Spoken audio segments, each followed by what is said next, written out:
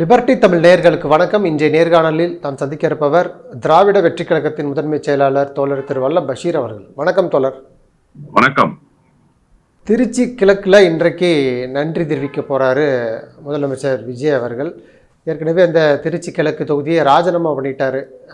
2 தொகுதிகளில் போட்டிட்டு 1 ராஜினாமா பண்ணிட்டார். இப்போ நன்றி தெரிவிக்க போகிறாரு. விரைவில் இடைத்தேர்தல் இல்லை இதில் குறிப்பாக கடந்த முறை திருச்சி கிழக்கில் போட்டியிடும் பொழுது தனித்து தான் போட்டிட்டாங்க. ஆனால் இந்த முறை அப்படி இல்லை. அந்த தாவேக்காவுடைய ஆட்சியில் விசிக்கு அங்கம் வைக்கிறாங்க, ஐயுஎம்எல் இருக்கிறாங்க, கம்யூனிஸ்ட் இருக்கிறாங்க. அதாவது அந்த ஆட்சி பொறுப்பில் வெளியே இருந்து ஆதரவு கொடுத்துருக்காங்க. சிலர் பதவியை பெற்று ஆதரவு கொடுக்குறாங்க.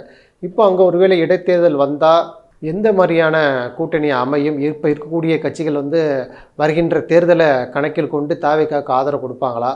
கடந்த தேர்தலில் தாவேக்கா தனித்து போட்டிட்டது போல் இந்த திருச்சி இடைத்தேர்தலில் திமுக தனித்து போட்டியிட வாய்ப்பு இருக்கா அப்படின்னு ஒரு கேள்வி இருக்குது. இதில் குறிப்பாக அந்த திருச்சி கிழக்கு நன்றி தெரிவிக்கும் பொழுது 5000 பேருக்கு தான் அனுமதி கொடுத்துருக்குறாங்க. கடந்த விஜய் அவர்களுடைய பிரச்சாரத்துலலாம் 5000 பேருக்கு தான் அனுமதி கொடுத்தாங்க அப்படின்னு ஒன்று திட்டமிட்டு முடக்கிறாங்க, எஸ்ஓபி அது இதுன்னு பல்வேறு குற்றச்சாட்டுகளை முன்வைத்தாங்க. இன்றைக்கு 5000 பேருக்கு விஜய் தலைமையில் இருக்கக்கூடிய அந்த காவல்துறை அதற்கு தான் அனுமதி கொடுத்துருக்குறாங்க. 5000 பேருக்கு மேலே அனுமதி இல்லைன்னு சொல்லப்படுது. இந்த திருச்சி கிழக்கு இடைத்தேர்தல் கூட்டணி இது குறித்து உங்களுடைய பார்வை என்ன தோழர்? திருச்சிக்கு நன்றி சொல்வதற்காக விஜய் வருகிறார். விஜய் வருகை என்பதே ஒரு பெரிய மகிழ்ச்சிக்குரிய செய்தி என்கிற வகையில் அதை தாவேக்கா தொண்டர்கள் அணுகுகிறார்கள். நீங்க ரொம்ப இலகுவாக ஒரு செய்தியை எடுத்துட்டு வந்துட்டீங்க. அதாவது 5000 பேருக்கு தான் அனுமதி. இதைத்தான் கடந்த திமுக ஆட்சியிலையும் சொன்னாங்க. அப்போ எங்களை முடக்க பாக்குறாங்கன்னாங்க. இப்ப அதே 5000 பேருக்கு தானே அனுமதினா இப்ப என்ன சொல்லுவாங்கன்னா, இது எங்க ஆட்சி, அதனால நாங்களே 5000 பேர் போதும்னு சொல்லிட்டோம் அப்படின்னு ஒரு சப்பை கட்டுகிற வேலையை செய்வார்கள். ஆனா விஜயினுடைய கூட்டம் என்பது ஒழுங்கீனமாக நடக்கிற கூட்டமாக இருக்கிறது. அந்த கூட்டத்துக்கு வருகிற தம்பிகள் ஒரு முறையற்ற நடவடிக்கைகளில் ஈடுபடுகிறார்கள், ஒரு பொது ஒழுங்கை கடைபிடிக்க மறுக்கிறார்கள்ங்கிறது தான் இப்ப இருக்கிற பிரச்சனையே. இப்ப இந்த 5000 பேருக்கு அனுமதி கொடுத்தது அல்ல பிரச்சனை. இந்த 5000 பேரும் எப்படி வந்துவிட்டு போகிறார்கள்? பழைய மாதிரி அசம்பாவிதங்கள் நடைபெற போகிறதா? அல்லது இப்போது ஆட்சி கைக்கு வந்து விட்டது, எனவே நாம் இன்னும் கூடுதல் கவனத்தோடு செயல்பட வேண்டும் என்று சொல்லி கட்சியினரை எச்சரித்து முழுமையான கவனத்தை செலுத்தி புஷி ஆனந்த் போன்றவர்கள் அந்த கூட்டத்தை நடத்த போகிறார்களா என்பதுதான் இங்க இருக்கக்கூடிய கேள்வி. போலீஸ் என்ன ப்ரொசீஜர்ஸை ஃபாலோ பண்றாங்களோ அந்த ப்ரொசீஜர்ஸ் தான் இப்பவும் நடைமுறையில இருக்குங்கிறது தான் இந்த 5000 பேருக்கான அனுமதி உணர்த்துகிற செய்தி. அப்ப திமுக மீது வைக்கப்பட்ட குற்றச்சாட்டு, திமுக மீது சொல்லப்பட்ட அந்த அவதூறு இப்போது தாவேக்கா ஆட்சியில் தாவேக்காவுக்கு கிடைத்திருக்கிற அனுமதியின் மூலமாகவே துடை தெரியப்பட்டிருக்கு அப்படின்னு தான் நான் புரிஞ்சுக்கிறேன். பொது ஒழுங்கு கடைபிடிக்கப்படுதாங்கிறது தான் இப்போது எல்லோரிடத்திலும் இருக்கக்கூடிய ஒரே கேள்வி. கடந்த காலங்கள்ல திமுக ஆட்சி காலங்கள்ல எவ்வளவு அலங்கோலமாக விஜயினுடைய கூட்டங்கள் நடந்ததுன்றத தமிழ்நாட்டு மக்கள் பார்த்திருக்கிறாங்க. அந்த பைக்ல வரும்போது ஒரு ஒழுங்கீனமாக நடந்து கொள்வதும், பொது ஒழுங்கை கடைபிடிக்காமல் கூட்டத்திலே நடந்து கொள்வதுங்கிறது ஒரு அருவருக்கத்தக்க செயலாக இருந்தது. அந்த செயல் மாறி இருக்கிறதா ஆட்சி வந்ததற்கு பிறகு? இல்ல இன்னும் கூடுதலாகி இருக்கா? நம்ம ஆட்சி என்ன வேணுமோ செய்யலாம், யாரும் நம்மள கேள்வி கேட்க மாட்டாங்க, போலீஸ் நம்ம போலீஸ், நம்ம சொல்ற உத்தரவு தான் இங்க நடைமுறைக்கு வரும் அப்படிங்கிற அந்த அகங்காரம் தலைக்கு ஏறி இன்னும் கூடுதலான பொது ஒழுங்கு கடைபிடிக்கப்படாமல் போகிற போக்கு அதிகரித்து இருக்கிறதாங்கிறத பார்க்கணும். நீங்க 2வதா ரொம்ப முக்கியமானது ஒரு கேள்வியை கேட்டீங்க. கடந்த தேர்தலில் தாவேக்கா தனித்து நின்றது போல இந்த தேர்தலில் திமுக தனித்து நிற்குதான்னு. திமுக இருக்கிற எல்லா கட்சியின் கூட்டணியில இருந்து போல சார், 3 கட்சி போயிட்டாங்க, ஒரு கட்சி போறதுக்கான வாய்ப்பை தேடிட்டு இருக்கிறாங்க. பொது வாய்ப்பு என்கிற அந்த அடிப்படையில் வெளியிலிருந்து ஆதரவு என்கிற ஒரு நிலைப்பாட்டை 2 கம்யூனிஸ்டுகள் எடுத்திருக்கிறாங்க. அது எதற்காக என்று சொன்னால், ஆளுநர் ஆட்சி வந்துவிடக் கூடாது, ஒரு நிலையற்ற தன்மை தமிழ்நாட்டில் நிகழ்ந்து விடக்கூடாதுங்கிறதுனால நாங்க அந்த முடிவை எடுத்தோம்னு அவங்க சொல்லியிருக்காங்க. அவங்க இந்த ஆட்சிக்கு முட்டு கொடுக்கல, அவங்க இந்த ஆட்சியை எல்லா வகையிலும் நாங்க ஆதரிப்போம்னு சொல்லல. அண்ணன் திருமாவும் இந்திய யூனியன் முஸ்லீம் லீக்கும் தான் போகிற போக்கில் இப்போது விஜய்க்கு கொள்கை பரப்பு செயலாளர் வேலையை செய்து கொண்டிருக்கிறார்கள். விஜயினுடைய ஆட்சிக்கு பிஆர்ஓவாக மாறி இருக்கிறார்கள். அவர்கள் இருவரும் இந்த தேர்தலில் நிச்சயமாக திமுக கூட்டணியில் அங்கம் வகிக்க மாட்டாங்க. நீங்க மினிஸ்ட்ரியில் அங்க இருந்துகிட்டு இங்க திமுக கூட்டணிக்கு ஆதரவாக வாக்கு கேட்க முடியாது, திமுக வேட்பாளருக்கு ஆதரவாக வாக்கு கேட்க முடியாது. தமிழ்நாட்டு மக்களே அதை ரொம்ப அருவருப்பா பார்த்துருவாங்க. இன்னொரு பக்கம் டெல்லிக்கு போகிறார் விஜய். விஜய் டெல்லிக்கு போகிற போது ஆதவ் அர்ஜுன், புஷி ஆனந்த் போன்ற அந்த கட்சியினுடைய முக்கிய நிர்வாகிகளை போல. ஆனா மதிமுகவின் சார்பில் போட்டியிட்டு வெற்றி பெற்ற வைகோவினுடைய மகன் டெல்லிக்கு போயிருக்காரு.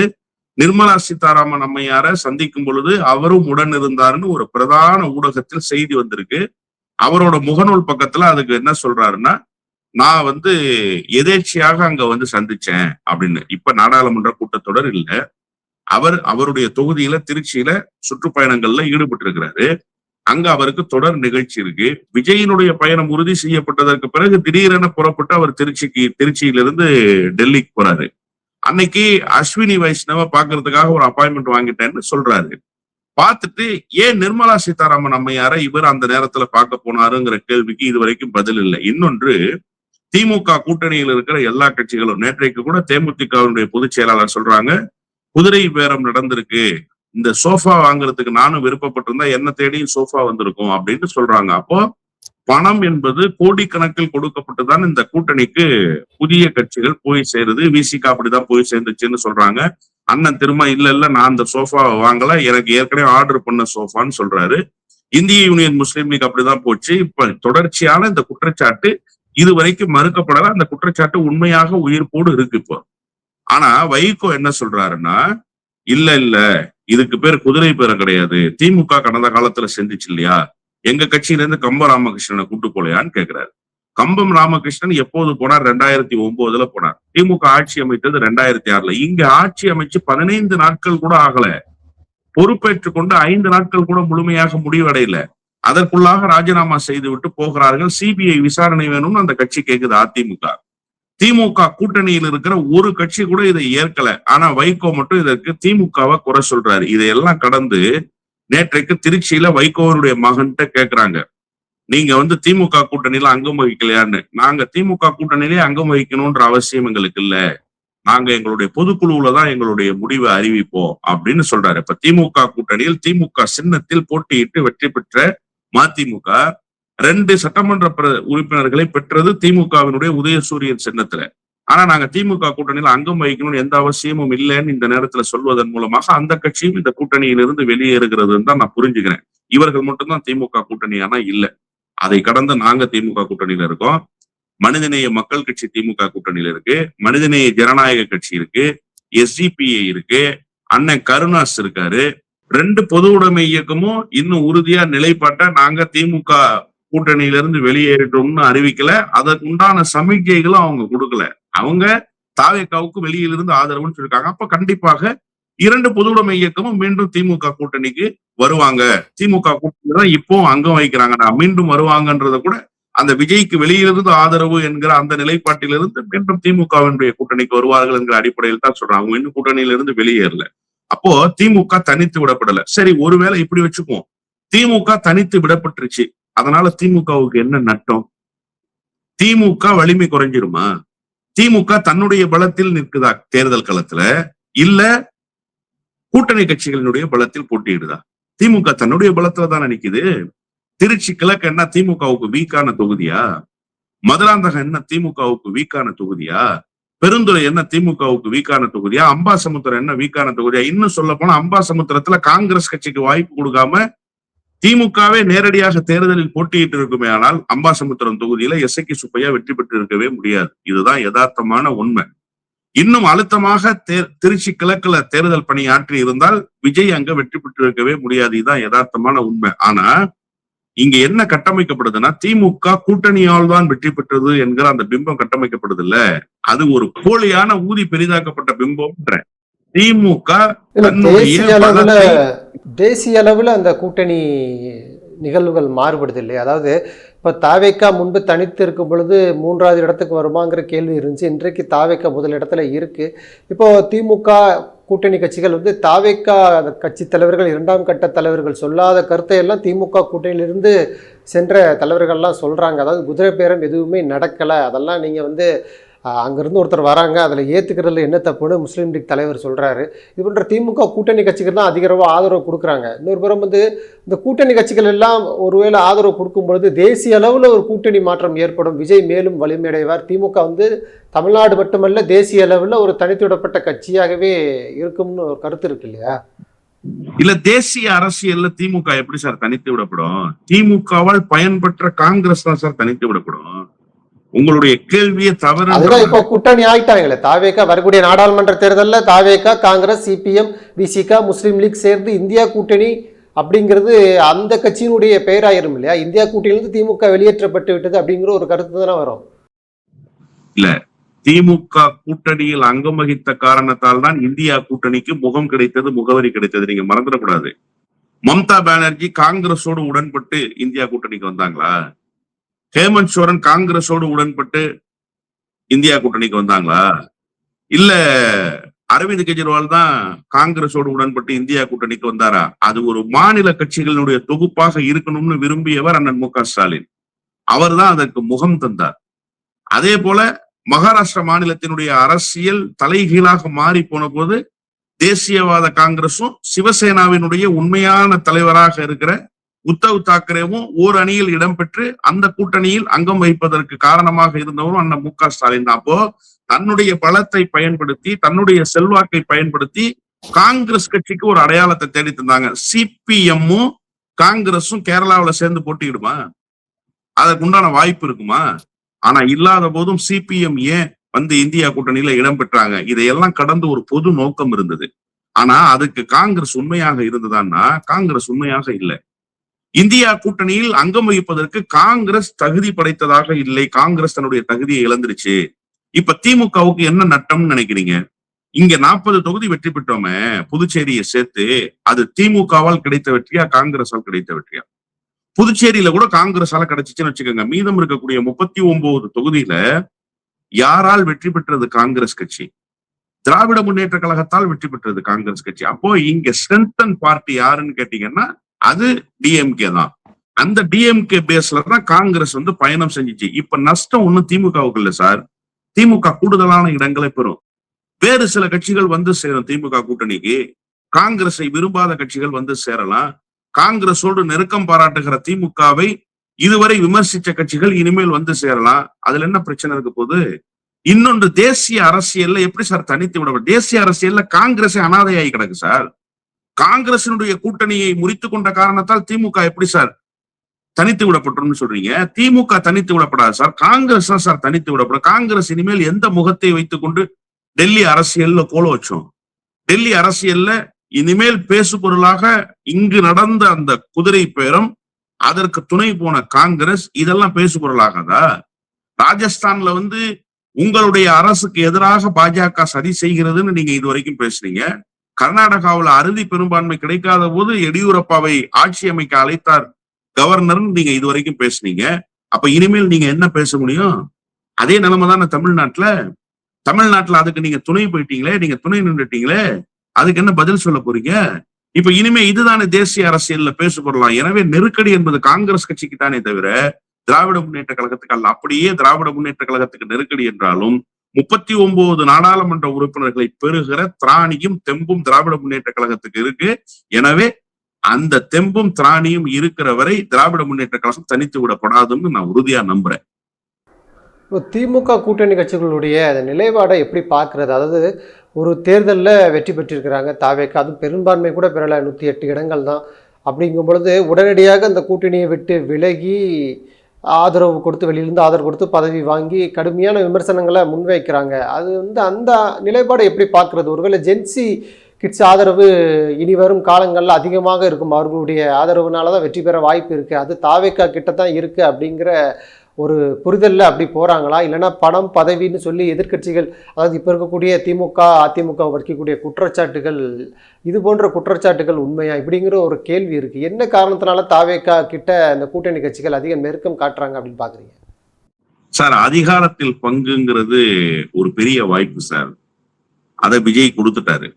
வாக்குறுதி கொடுத்ததன் அடிப்படையில் கொடுத்தாரா, இல்ல அவருக்கு மெஜாரிட்டி கிடைக்காம அறுதி பெரும்பான்மை இல்லாம போனதுனால கொடுத்தாரா அப்படிங்கிறது தான் இங்க செய்தியே தவிர, அவர் ஏதோ ஒரு வகையில் தனக்கு கிடைத்த அதிகாரத்தை 2ஆக 3ஆக பகிர்ந்து கொடுத்துட்டாரு. காங்கிரஸ் கட்சிக்கு 2, இந்திய யூனியன் முஸ்லீம் லீக் 1, விடுதலை சிறுத்தைகளுக்கு 1. விடுதலை சிறுத்தைகள் எப்போதாவது நீங்க தமிழ்நாட்டினுடைய அதிகார மையத்துக்குள்ள அமைச்சரவையில பங்கெடுக்க முடியுமா? இது வரைக்கும் அப்படி ஒரு வாய்ப்பு இருந்ததா?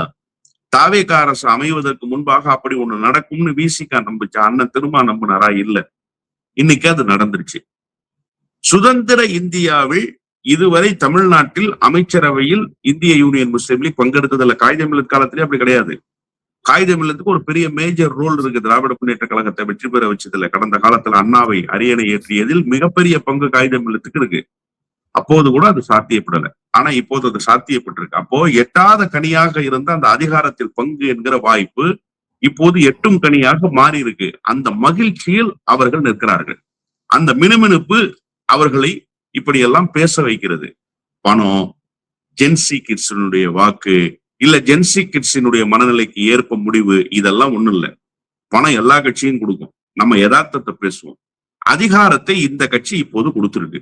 அதனால இந்த கட்சியோடு இருக்காங்க. நாளையே இந்த அதிகாரத்தை நான் பகிர்ந்து கொடுப்பேன் இன்னொரு கட்சி அதிகாரத்துக்கு வந்த பிறகு சொன்னுச்சுன்னா அந்த கட்சியோடு வந்து நிற்பார்கள். இன்னொன்று, இப்ப இவங்களுக்கு பெரிய நெருக்கடி வராததுக்கான காரணம் என்னன்னா, விஜய் பேசாமலேயே இருக்கிறார். எப்ப இவங்களுக்கு நெருக்கடி வரும்னா, விஜய் பேசுகிற போது நெருக்கடி வந்துடும். விஜயினுடைய அரசியல் இன்னும் ஒரு 3 மாதத்துக்குள்ள வெட்ட வெளிச்சத்துக்கு வந்துடும் சார். டெல்லிக்கு போனாரு சார். டெல்லியில எதற்காக சந்திப்பு, மோடியிடம் என்ன பேசினார்? திருச்சி கிழக்குல மொத்தமா பேசிடுவார்ல, மேடையில பேசிடுவார். பத்திரிகையால சந்திக்கலாம் இன்றைக்கு பேசிடுவார் மேடையில. இல்ல சார், இது ஒரு மேடை பேச்சு தான். இந்த பேச்சு தான் தொடர்ச்சியாக விஜய் பேசுறாரு. விஜய் தமிழ்நாட்டினுடைய முதலமைச்சரா என்ன பேச போறாரு? தாவேகாவினுடைய மேடையில பேசுறதுதான் தெரியுமே சார். ஏற்கனவே எல்லா ஊர்லயும் பஸ் கொண்டு போய் நிப்பாட்டி பேசிட்டாரு சார். அவரு ஈரோட்ல பேசினார், தஞ்சாவூர்ல பேசினாரு, நாகப்பட்டினத்துல பேசினாரு, அரியலூர்ல பேசினாரு, சென்னையில பேசினாரு. பேசிட்டு பாதியிலேயே பஸ் எடுத்துட்டு கிளம்பி போயிட்டாரு. எல்லாம் பண்ணாரு. இந்த குரலை கேட்டுட்டோம் நம்ம. இந்த குரலை தமிழ்நாடு கேட்டிருக்கு. முதலமைச்சர் என்கிற நிலையிலிருந்து தமிழ்நாட்டினுடைய முதலமைச்சராக உரிமையை கேட்பவராக, உரிமையை நிலைநாட்டுபவராக அவருடைய குரல் என்ன? தமிழ்தாய் வாழ்த்து பாராட்டுமான்னு கேட்டேன்ல போய் சொல்றாரு. அப்ப இந்த முதலமைச்சர் என்னவாக வெளிப்பட போறாரு? இப்பதான் நெருக்கடி துவங்கும்னு நான் கருதுறேன். அது வரைக்கும் இவர்களினுடைய அந்த மகிழ்ச்சி இன்னும் ஆரவாரமான மகிழ்ச்சியாகவே இருக்கும்.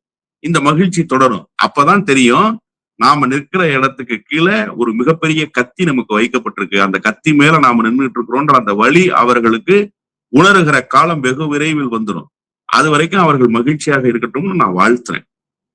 அவர்கள் இந்த நிலைப்பாட்டை எடுத்ததற்கு காரணம், மிக முக்கியமான காரணம் அதிகார பகிர்வு தான். அதிகார பகிர்வுக்காகத்தான் இந்த நிலைப்பாட்டை அவர்கள் உறுதியாக எடுத்து நிற்கிறார்கள். அதை தவிர வேறொன்றும் காரணம் இருப்பதாக நான் நம்பல. இப்ப இந்த அதிகார பகிர்வு அப்படிங்கிறது ஒரு கட்சி கொடுத்துட்டாங்க. அது ஆளுங்கட்சியா இருக்கக்கூடிய இப்போது தாவேகா அதிகாரத்துல பங்கு கொடுத்துட்டாங்க. இது 52க்கு பிறகு ஒரு அதிகார பகிர்வு, அப்படி கூட்டணி ஆட்சி அப்படிங்கிறாங்க, அதிகார பகிர்வு அப்படிங்கிறாங்க. இது இனி வரும் காலங்களில் திமுக, அதிமுக போன்ற கட்சிகள் ஆட்சியில் அமரணும்னா இதே போன்ற அதிகார பகிர்வு அப்படிங்கிற வாக்குறுதி அளித்தாதான் அடுத்த வரக்கூடிய தேர்தலில் கூட்டணிக்கே வருவாங்க. ஆட்சி அமைப்பது, அதிகாரம் கொடுக்கறதெல்லாம் ரெண்டாவது. ஆனால் நீங்கள் இது போன்ற வாக்குறுதிகள் கொடுத்தா தான் கூட்டணி அமைக்கவே வருவாங்க அப்படிங்கிற ஒரு நிலைக்கு விஜய் கொண்டு வந்துட்டாரு. தமிழ்நாடும் அந்த நிலைக்கு வந்துருச்சு அப்படிங்கிற ஒரு பார்வை இருக்குல்ல, அதை எப்படி பார்க்குறது? இல்ல, நிச்சயமாக விஜய் அந்த கேட்டை ஓபன் பண்ணிட்டாரு. இனிமே கூட்டணி பேச்சுவார்த்தை நடைபெறுகிற போது எப்படி பாட்டாளி மக்கள் கட்சி, கடந்த காலத்துல மதிமுக, அதற்கு முன்பு காங்கிரஸ் எல்லாம் எங்களுக்கு ஒரு மாநிலங்களவை கொடுக்கணும்னு சட்டப்பேரவை தேர்தல் ஒப்பந்தம் போடும்போதே போடுவாங்க, நாடாளுமன்ற தேர்தல் ஒப்பந்தம் போடும்போதே போடுவாங்க. அந்த மாதிரி இனிமே எங்களுக்கு அமைச்சரவையில ஒரு பங்கு தரணும்னு ஒரு ஒப்பந்தம் நிச்சயமாக போடப்பட வேண்டிய சூழல் வரும். ஆனா இதுல என்ன சிக்கல் இருக்குன்னா, முழு மெஜாரிட்டி அமைஞ்சிட்டாலும் இதை இம்ப்ளிமெண்ட் பண்ணணுமா அப்படிங்கிற கேள்வி அதன் பிறகு வரும். இப்ப அரசியல் சினாரியோ மாறிடுச்சு சார். இனிமே பெரிய கட்சிகள் கொடுக்கிற இடங்களைத்தான் வாங்கி கொண்டு நாங்கள் போட்டியிட முடியும் என்கிற சூழல் இப்போது இல்லை. நீங்க திமுக கூட்டணியில அங்கம் வகித்த கட்சிகளுக்கு என்ன நெருக்கடினா, வேற ஆப்ஷனே இல்லாம இருந்துச்சு, வேற டோரே ஓபன் ஆகாம இருந்துச்சு. அதுக்கு காரணம் அதிமுக பாஜக கூட்டணி. அதிமுக ஒரு பிரதான திராவிட கட்சியாக அடையாளப்படுத்தப்பட்ட கட்சி. அந்த கட்சிக்கு போக முடியாம விடுதலை சிறுத்தை தடுமாறியதற்கு காரணம் என்ன? பாஜக அங்கே இருக்கு, அதனால போக முடியாது. கம்யூனிஸ்ட் கட்சிகள் போகாததுக்கான காரணம் என்ன? பாஜக அங்கே இருக்கு, போக முடியாது. இப்போ அந்த கேட்டை விஜய் ஓபன் பண்ணிட்டாரு. ஓபன் பண்ணது மட்டும் இல்ல, வித் சேரோட ஃப்ளோர் பண்ணிட்டாரு. அந்த மேடை எப்படி இருக்குன்னா, நாற்காலி காலியாக இருக்கிற மேடையாக இருக்கு. நீங்க வந்தீங்கன்னா இந்த நாற்காலிலையும் உட்கார்ந்துக்கலாம், கதவு மட்டும் திறக்கல, இந்த நாற்காலி உங்களுக்காக காத்திருக்குன்றாரு.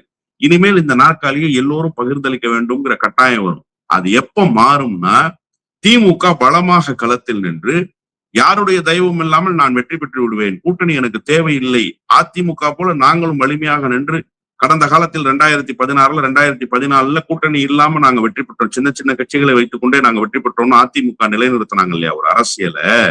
அந்த அரசியலை திமுக செஞ்சிருச்சுன்னா திமுகக்கு அந்த தேவையில்லை.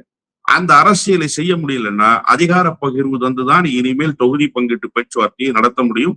அதற்கான வாயிலை விஜய் திறந்து வைத்து விட்டார் என்றேதான் நான் பார்க்கிறேன். இப்போ நடந்து முடிந்த தேர்தலில் ரொம்ப தாக்கத்தை ஏற்படுத்தினது இந்த ஜென்சி கிட்ஸுடைய நிலைப்பாடு, இந்த இன்ஸ்டாகிராம் அரசியல் அப்படின்னு சொல்லி ஒரு மிகப்பெரிய இது வந்துச்சு. அதில் குறிப்பாக முன்னாள் முதல்வர் ஸ்டாலின் அவர்களே சொல்லியிருந்தார், இன்ஸ்டாகிராமில் ரொம்ப கவனம் செலுத்துங்க, ஜென்சி கிட்ஸ்ட்டை திமுகவுடைய நிலைப்பாடெல்லாம் திராவிட இயக்கத்தினுடைய கொள்கைகள்லாம் கொண்டு போய் சேருங்க அப்படின்னு சொல்லியிருந்தாங்க. இப்போ தேர்தலுக்கு பின்னாடி கூட திராவிட இயக்கங்கள் சார்பாக திமுக சார்பாக ஒரு ஜென்சி கிட்ஸ் கூட்டமும் நடந்திருக்கு. இந்த தேர்தலில் ஜென்சி கிட்ஸுடைய நிலைப்பாடு அவர்களுடைய அடுத்த கட்ட தேர்தலே அந்த தாக்கம் இருக்கும் அப்படின்னு சொல்றாங்களா? அது குறித்து உங்களுடைய பார்வை என்ன? இல்ல, இளம் வாக்காளர்களுடைய தாக்கம் என்பது எல்லா தேர்தலையும் இருக்கும் சார். ஆனா இப்ப என்னன்னா, இளம் வாக்காளர்களுடைய தேர்வாக திமுக இல்லை.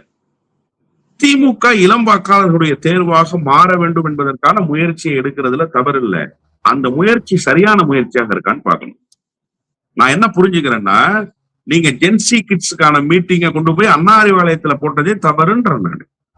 அவன் அண்ணா அறிவாலயத்தின் பக்கம் திரும்புவதற்கே தயாராக இல்லை. அவன் இன்னும் சினிமா தியேட்டரின் பக்கமே நிற்கிறான். அப்ப நீங்க அவனுக்கு தெரிந்த மொழியில் அவனுக்கு இலகுவான இடத்தில் இந்த கூட்டத்தை நடத்தணும். இன்னொன்னு, நீங்க இதை கூட்டமாவே நடத்தக்கூடாதுன்ற இதை ஒரு உரையாடலா கொண்டு போகணும். அவனுக்கு எது பிடிக்கலன்றத முதல்ல நீங்க தெரிஞ்சுக்கங்க, எது பிடிக்குதுன்றத நீங்க தெரிஞ்சுக்கங்க. இந்த மேடையில 4 பேர் உட்கார்ந்துட்டு அவர்களே இவர்களேன்னு பேசுற மொழி அவனுக்கு பிடிக்கல. அவன் ஹைக்கூ கவிதை வாசிக்கிற அந்த மனநிலையில் இருக்கான். நீங்க வைரமுத்து மாதிரி பெரிய கவிதை எழுதி போட்டுக்கிட்டு இருக்கீங்க, அதை அவன் வாசிக்க மாட்டான். அவன் ஐயா சுபவி மாதிரி 1 மணி நேரம் பேசுகிற அந்த கொள்கை வீரர்களை பார்க்க விரும்பல. அவன் பாட்டு போட்டு ரீல்ஸ் போடுறத பார்க்க விரும்புறான். அப்போ அவனுக்கு எந்த மொழியில் பேசினால் புரியுமோ அந்த மொழியில் பேசணும். முதல்ல இந்த டீக்கு ஒரு கான்செப்ட் சொல்லுவாங்க. இலவசமாக வெள்ளைக்காரர்கள் டீ கொடுத்தாங்க, குடிக்க சொல்லி பழக்கப்படுத்தினாங்க. பழக்கப்படுத்தியதற்கு பிறகு டீக்கு விலை வைத்து விற்றார்கள். இன்றைக்கு டீ குடிக்காம இருக்க முடியலங்கிற நிலைமை ஏறக்குறைய உலகம் முழுமைக்கு வந்துருச்சு. டீ குடிக்கலன்னா தலைவலிக்குது, டீ குடிக்கலன்னா மூளை வேலை செய்யல, டீ குடிக்கலன்னா என்னால இயல்பா இருக்க முடியலன்னு. அப்போ இந்த ஜென்சி கிட்ஸ உங்க பக்கம் இழுக்கணும். திமுக கொள்கை பேசக்கூடாதுன்னு நான் சொல்லல, பெரியார சொல்லாதீங்க, அண்ணாவை சொல்லாதீங்கன்னு நான் சொல்லல. அவர்களே இவர்களே என்று சொன்னதற்கு பின்னால் ஒரு அரசியல் இருக்கு. இங்க கொப்பனும் அவர்களாயிருக்கிறார், சுப்பனும் அவர்களாயிருக்கிறார், நானும் அவர்களாயிருக்கிறேன், நீங்களும் அவர்களாயிருக்கீங்க. நமக்கு ஒரு மரியாதை கிடைத்திருக்கு, நமக்கு ஒரு பொது தளத்துல அங்கீகாரம் கிடைச்சிருக்கு. அதுக்கு திமுக உழைச்சிருக்கு. நான் மாறுபட்ட கருத்தை தெரிவிக்கல, அது தப்புன்னு நான் சொல்ல வரல. ஆனா அவனுடைய மொழியில் பேசி அவனை நம் பக்கம் ஈர்த்து நம்முடைய அருகில் அவனை உட்கார வைத்துக் கொண்டு இந்த அவர்களுக்கு பின்னால் இதுதான் தம்பி அரசியல், இதுதான் பாப்பா அரசியல்னு சொன்னாதான் அவங்களுக்கு புரியும். நீங்க எடுத்த எடுப்புலயே ஜென்சி கிட்ஸுக்கு மீட்டிங் அண்ணா அறிவாலயத்துல போடுறீங்க. அண்ணா அறிவாலயத்துல மீட்டிங்கை போட்டுட்டு அங்கேயும் 4 பேர் உட்கார வச்சு கொள்கை பேச வச்சீங்கன்னா அவன் எப்படி உங்க பக்கம் வருவான்னு நீங்க நம்புறீங்க. இப்ப தமிழ்நாடு முழுக்க ஜென்சி கிட்ஸுக்கு மீட்டிங் அங்கங்க இருக்கக்கூடிய கலைஞர் அறிவாலயத்துல, தளபதி அறிவாலயத்துல நடக்குதுன்னு அறிவிப்பு வருது. முதல்ல உங்க அலுவலகத்துக்கு எப்படி ஜென்சி கிட்ஸ் வருவான்? உங்களை ஏத்துக்கிட்டானா ஜென்சி கிட்ஸ்? இந்த இளம் வாக்காளர்கள் உங்கள் பக்கம் நிற்கிறார்களா? நீங்க இளைஞர் அணிக்கு 1 கோடி உறுப்பினர் சேர்த்தீங்க. 1 கோடி பேர் சேர்ந்திருந்தா இளைஞர்களுடைய வாக்கள் உங்களுக்கு தானே கிடைச்சிருக்கணும். அப்ப உண்மையிலேயே உங்களிடத்துல இளைஞர்கள் சேரவில்லை தானே? அதை நீங்க ஆய்வுக்கு உட்படுத்தீங்க தானே? திமுக ஒரு பெரிய இன்ஃப்ராஸ்ட்ரக்சர் சார். திமுக ஒரு பெரிய கட்டமைப்பு. அந்த கட்டமைப்புக்குள் எதை சீர் செய்ய வேண்டும், எதை சரி செய்ய வேண்டும் நீங்க பார்க்கணும். நிச்சயமாக இளம் வாக்காளர்களை குறிவைத்து திமுக அரசியல் செய்யணும். அந்த அரசியல் இது இல்ல. இன்னும் இலகுவா போக வேண்டிய, அவனோடு ஒரு உரையாடலை நிகழ்த்த வேண்டியிருக்கு. அவனுக்கு என்ன சந்தேகம் இருக்குன்னு கேளுங்க, அவனுக்கு என்ன புரிதல் இருக்குன்னு பாருங்க, அவனுக்கு ஏன் திமுக மேல வெறுப்பு இருக்குன்னு பாருங்க. அதை களைய முடியுமான்னு பாருங்க. அதை கலைந்தால்தான் அவர்கள் உங்கள் பக்கம் வருவார்கள். நீங்க மீண்டும் அந்த மேடையை போட்டு 4 பேரை சொற்பொழிவாளர்கள் உட்கார வைக்கிறது, அந்த 4 பேருக்கு மட்டும் போட்டோ போட்டு போஸ்டர் அடிக்கிறது, அந்த 4 பேரை பேச விட்டு அதை ரீல்ஸா கட் பண்ணி போடுறது, இது தேவையில்லை. இது கடந்த காலத்துல ஐயா சுபவி பேசுனது வந்திருக்கு, ஆசிரியர் வீரமணி பேசுனது வந்திருக்கு, அண்ணன் திருச்சி சிவா பேசுனது வந்திருக்கு, அண்ணன் ஆராசா பேசுனது, இவங்க எல்லாம் பேசுறது 15 வருஷமா இந்த இணையத்துக்குள்ள சுத்திக்கிட்டு தானே இருக்கு. அதெல்லாம் தாக்கத்தை ஏற்படுத்தல சார், அதெல்லாம் தாக்கத்தை ஏற்படுத்தல. இங்க ஃபிடல் காஸ்ட்ரோவை சொல்லியாச்சு, மார்க்ஸ சொல்லியாச்சு, எங்கல்ஸ சொல்லியாச்சு, உலக அரசியல் சொல்லி கொடுத்தாச்சு, உலக புரட்சியை சொல்லி கொடுத்தாச்சு, எல்லாம் நாம பேசிட்டோம். அதை என்ன மாதிரி ஆள் கேட்டு இன்னும் கொஞ்சம் தெளிவடைஞ்சுக்கிட்டான். எனக்கு அடுத்த ஜெனரேஷன் கேட்டு அரசியல் புரிதல் வந்தானே தவிர அதுக்கு அடுத்த தலைமுறை அதை கேட்கல, அதை பார்க்க விரும்பல. அவனுக்கு மார்க்ஸ் தேவையில்ல, எங்கல்ஸ் தேவையில்ல, பெரியார் தேவையில்ல, அண்ணா தேவையில்ல, இவர்களை பற்றி கேட்கவும் அவர்களுக்கு தேவையில்லை அப்படிங்கிற மனநிலைக்கு வந்துட்டான். இப்ப அவனை கேட்க வைக்கிறதுக்கு என்ன பேசணும், அவனுக்கு என்ன பாட்டு பிடிக்குது, அதுல என்ன அரசியல் பேச முடியும்? மாமன்னனை போய் பார்த்தானே தேட்டருக்கு தேட்டரு, அந்த அரசியலை உதயநிதி செஞ்சார்ல, ஏன் அந்த அரசியல் நின்றுபட்டு போச்சு? அந்த அரசியல் ஏன் சார் நின்றுச்சு? தொடர்ந்து அரசியல் படங்களை எடுக்கணும்ல. அப்ப அந்த அரசியல் படம் எடுக்க வேண்டிய கட்டாயம் வந்துருச்சுல. ரெட் ஜெயிண்ட் வச்சிருக்கோம்ல, அதுல இனிமே அந்த வேலையை செய்வோம். அந்த வேலையை செய்யறதுக்கு வாங்க. இன்னும் நிறைய இருக்கு சார் பேசுறதுக்கு, இன்னும் செய்ய வேண்டிய பணி நிறைய இருக்கு. முதல்ல இந்த ஃபார்மேட்டை மாத்துங்க. அதுல டிஆர்பி ராஜா ஏறிட்டு பேசுறாரு, அந்த ஃபார்மேட்டை முதல்ல மாத்துங்க. அந்த முகங்களையே அவங்க வெறுக்கிறாங்க. நீங்க நல்லா புரிஞ்சுக்கங்க.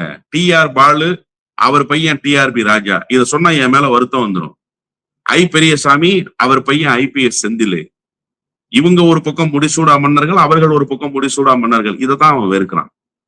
28 வருஷமா ஒரே ஆளை பாக்குறான். அவர் பேரு பெரிய கருப்பன். அவர் முடன்னு கஞ்சி போட்ட வெள்ளை சட்டையும் கஞ்சி போட்ட வெள்ளை வேட்டியும் கட்டிக்கிட்டு இனோவா கார்லயும் ஃபார்ச்சுனர் கார்லயும் வந்து இறங்குறாரு. அவனுக்கு அது பிடிக்கல. அவன் அதை பார்த்து பார்த்து சலிச்சு போயிட்டான். இறங்கின உடனே தம்பி நல்லா இருக்கியா, எப்படா இருக்க, அண்ணன் நல்லா இருக்கனே, அந்த ஃபார்மேட் அவன் எதிர்பார்க்கிறான். அந்த அணுகுமுறையை அவன் எதிர்பார்க்கிறான். அண்ணன் சிவசங்கர் போறாரு சார், எஸ் சிவசங்கர் குன்னம் தொகுதிக்குள்ள நன்றி சொல்றதுக்கு போறாரு சார். ஒரு ட்ரௌசர் போட்ட பையன் நேத்து பார்த்தேன் சார் அந்த காணொலிய. வாத்தலைவா அப்படின்னு கூப்பிடுறான். அவன் எங்கிருந்து வாத்தலைவான்னு அந்த முன்னாள் அமைச்சரை கூப்பிடுகிற அந்த அனுபவம் வந்துச்சு. எங்கிருந்து அந்த ஸ்பேஸ் அவனுக்கு கிடைச்சு. அப்ப அவன்கிட்ட ஊடுருவி இருக்காருல்ல அவரு. ஏன் அவர் ஊடுருவுனது மாதிரி வேற அமைச்சர்களால ஊடுருவ முடியல? ஏன் சார் ஊடுருவ முடியல? அப்ப அந்த இடைவெளி எங்க இருக்குன்னு நீங்க பாருங்க. அதை சரி செய்யறதுக்கு பாருங்க. அவர்களோடு உரையாடலை நிகழ்த்துங்க. நாங்க என்ன தப்பு செஞ்சிட்டோம்னு கேளுங்க.